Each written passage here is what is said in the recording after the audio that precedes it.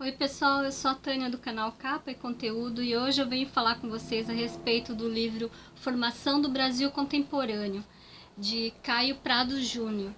Na verdade, esse livro, nas primeiras edições, o nome era Formação do Brasil Contemporâneo Colônia.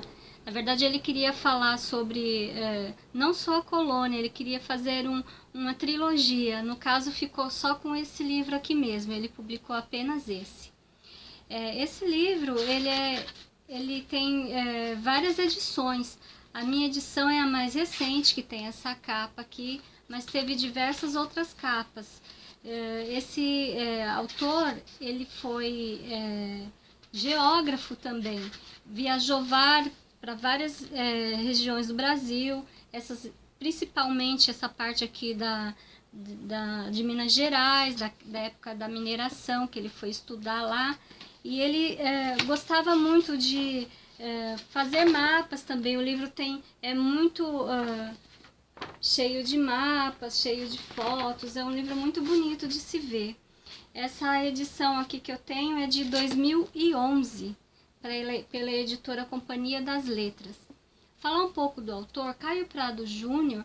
Ele é paulista, ele nasceu em 1907, faleceu em 1990.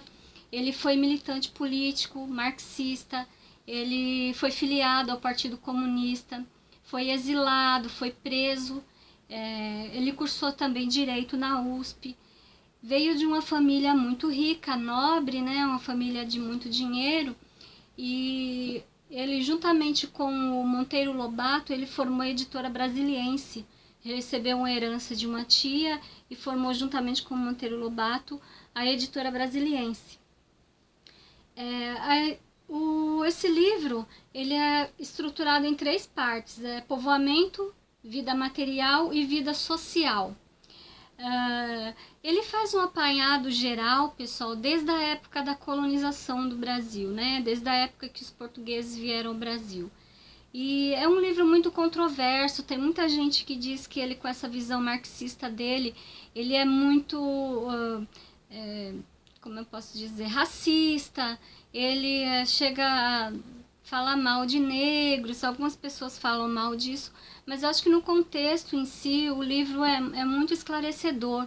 Ele fala desde a época do que realmente aconteceu com o Brasil, que os portugueses não vieram aqui realmente para colonizar, como aconteceu com a colonização americana, por exemplo. Ele faz um paralelo entre as colonizações. O Brasil servia praticamente apenas para fornecimento de matéria-prima, para insumos para Portugal. E depois virou fornecimento para insumos, né, para a Inglaterra.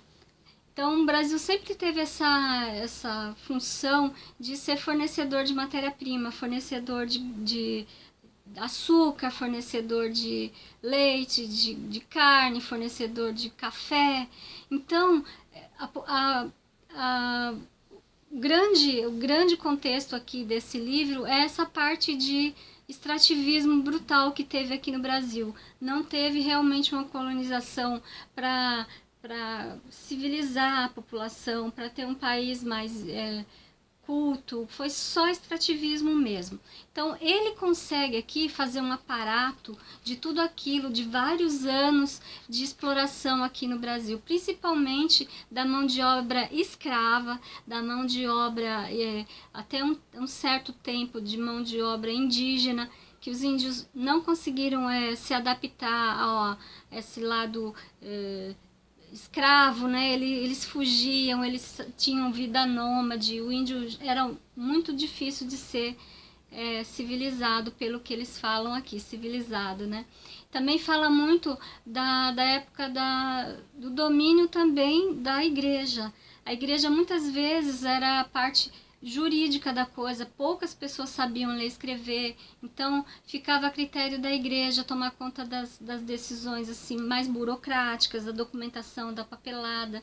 Inclusive, muitos documentos que iam para Portugal eram escritos por jesuítas, então teve a parte dos jesuítas, teve a parte da campanha que foi feito lá no sul. Fala muito também do pessoal do bandeirismo, dos bandeirenses que povoaram a parte de São Paulo, Minas Gerais. Então ele faz um apanhado geral da época da colonização do Brasil. Como eu falei para vocês, é muito contraditório muitas coisas aqui. Tem um momento que eu separei uma fala dele aqui, que fala muito também dessa parte que o povo fala que é contraditório por ele ser, sei lá, ele às vezes apresentar essa visão meio politicamente incorreta, né, como eu falei. Então ele diz aqui, ó, aspas para ele, né, tem um momento aqui que ele fala sobre a escravidão.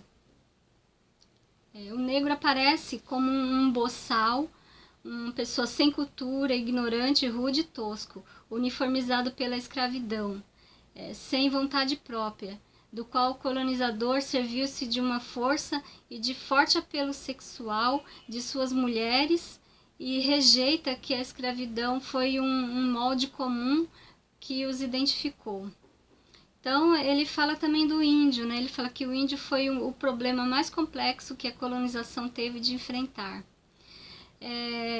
Ele tem muito material aqui também, um material histórico de muitos viajantes que passaram aqui pelo Brasil, e ele usa muito também desse material que esses viajantes deixaram.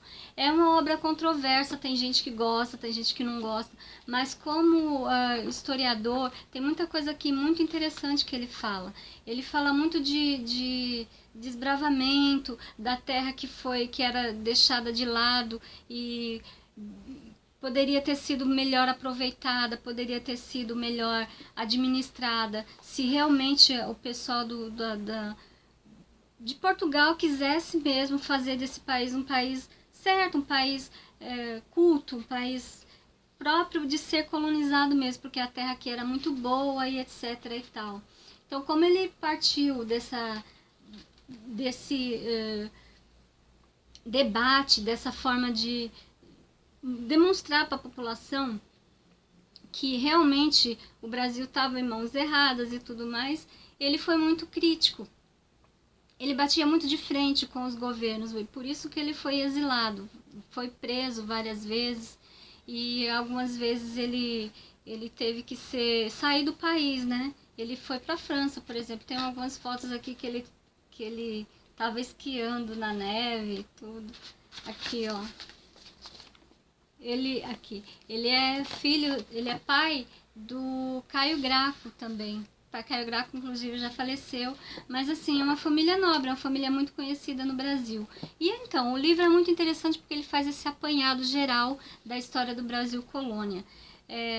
A gente tem que ver todos os lados, né? Ele tinha esse lado marxista e é bom também a gente entrar, né, nessa vibe também, tentar entender o lado também diferente do que a gente pensa, né? Eu acho que muita coisa aqui ele realmente acertou, muita coisa assim que fala sobre o desenvolvimento do Nordeste, que ele fala que foi uma população também muito deixada de lado, uma população que não teve muita voz, ficava só aqui no eixo Rio-Sul, né, no Rio-São Paulo, Rio Grande do Sul. Então, ele também faz muitas críticas assim pertinentes. Enfim, é uma obra contraditória, mas é bom ler, tá, gente? Eu gostei um pouco do livro, tem coisas aqui que eu não concordo, tem coisas que eu concordo, e é assim que se forma a visão da sociedade, né? Com pontos positivos e negativos. Caio Prado Júnior, Formação do Brasil Contemporâneo.